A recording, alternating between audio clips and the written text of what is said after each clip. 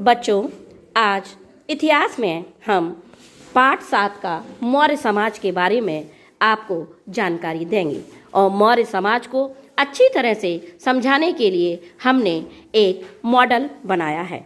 और इस मॉडल में मौर्य समाज के संस्थापक चंद्रगुप्त मौर्य प्रथम संस्थापक थे जिन्होंने मौर्य समाज की स्थापना की।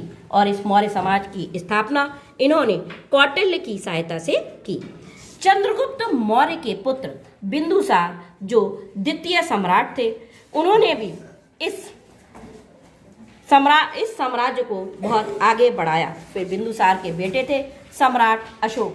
सम्राट अशोक को अशोका द ग्रेट के नाम से भी जाना जाता है।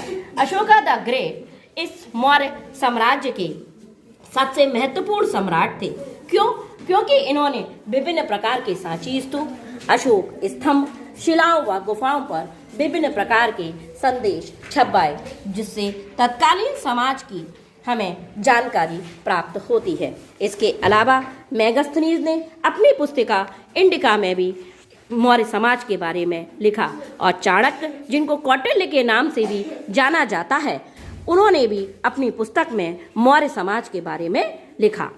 चंद्रगुप्त मौर्य जो 322 से 298 ईसा पूर्व सम्राट रहे, उसके बाद उनके पुत्र बिंदुसार जो द्वितीय सम्राट रहे 298 से 273 ईसा पूर्व, उसके बाद अशोका जो अशोका द ग्रेट के नाम से भी जाने जाते हैं 273 से 238 ईसा पूर्व सम्राट रहे। अशोका द ग्रेट ने अपने जीवन में विभिन्न प्रकार के सांची स्तूप, अशोक स्तंभ, शिलाएं आदि का निर्माण किया और अपने साम्राज्य में उन्होंने विभिन्न प्रकार के अच्छे कार्य भी किए।